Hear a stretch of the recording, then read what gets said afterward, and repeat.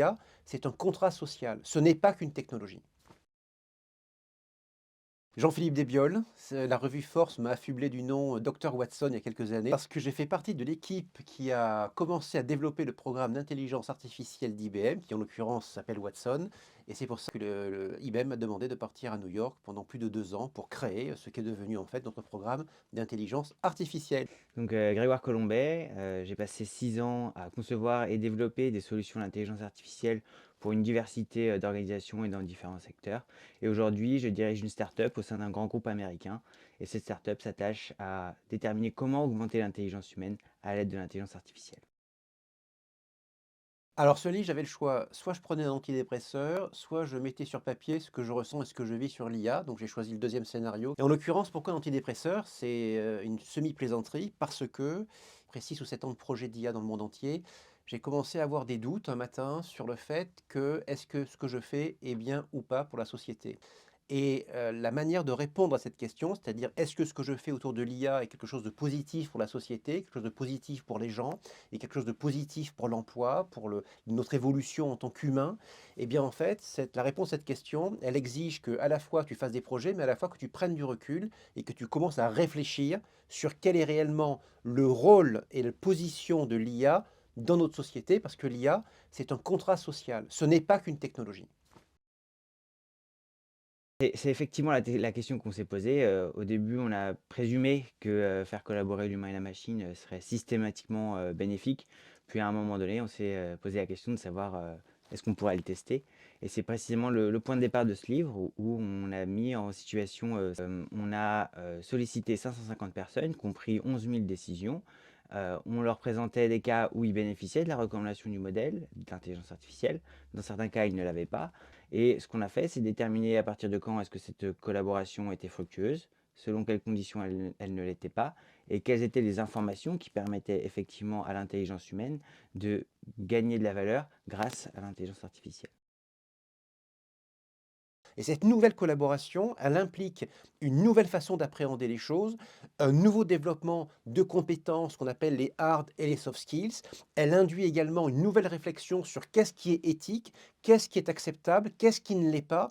Et c'est pour ça que je dis souvent que l'humain doit être au centre de tout. Et il faut qu'il soit, ou que nous soyons collectivement, au centre de tout ce qui est en train de se passer sur l'IA. Donc par pitié, ne lâchez pas l'affaire, n'abandonnez pas ce sujet, soit des technologues, soit des pseudo-data scientists. Ce sujet doit rester entre nos mains parce que c'est un sujet qui est éminemment humain. Il est du ressort des sciences cognitives et pas que des sciences mathématiques ou algorithmiques. La première question qu'on s'est posée, c'est quand est-ce qu'il faut collaborer? Quand est-ce qu'il faut effectivement introduire une intelligence artificielle dans notre raisonnement humain, qui n'est pas forcément taillé pour cela? À quel moment est-ce qu'on peut se fier à une décision algorithmique, à une décision d'intelligence artificielle sans introduire cette interprétation humaine? Parce que comme n'importe quelle forme d'intelligence, nous avons également nos failles. On peut être sujet à la fatigue, on peut être sujet à l'inattention, ce qui n'est pas le cas de l'intelligence artificielle. Et il y a certains cas où il vaut mieux laisser l'humain décider seul. Donc c'est globalement clarifier ces aspects-là, c'est extrêmement important dans le sens où quand on veut par exemple sauver la vie de quelqu'un, on doit être absolument certain que la manière de décider est la meilleure. Et que dans certains cas, ce sera l'IA, dans certains cas, ce sera l'humain, dans certains cas, ce sera la combinaison des deux. Et ensuite, c'est de se rendre compte que euh, l'intelligence artificielle influence nos comportements. C'est-à-dire qu'on ne prendrait pas la même décision si on n'avait pas cette recommandation et si on ne l'avait pas présentée de cette manière-là. C'est-à-dire qu'on altère quelque part l'autonomie du collaborateur et quelque part, ça peut aussi réduire sa responsabilité, la capacité à assumer les décisions qui seront prises.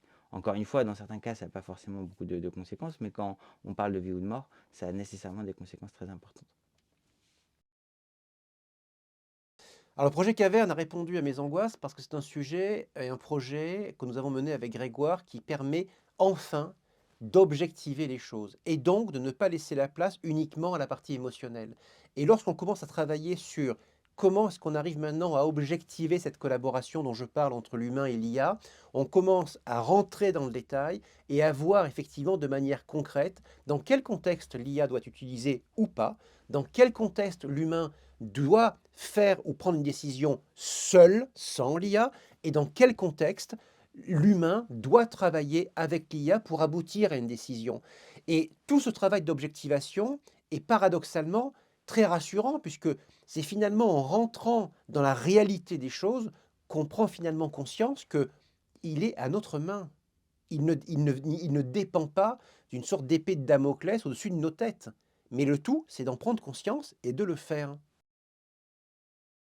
Alors c'est surtout quand avoir recours à l'IA et quand ne pas y avoir recours.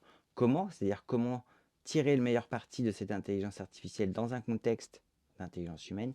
Et enfin, pourquoi, c'est-à-dire déterminer quand et comment de manière objective et précise pour pouvoir justifier quelque part les gains à l'usage de cette intelligence artificielle au regard des conséquences en termes de responsabilité, d'autonomie. La responsabilité doit toujours rester dans notre périmètre.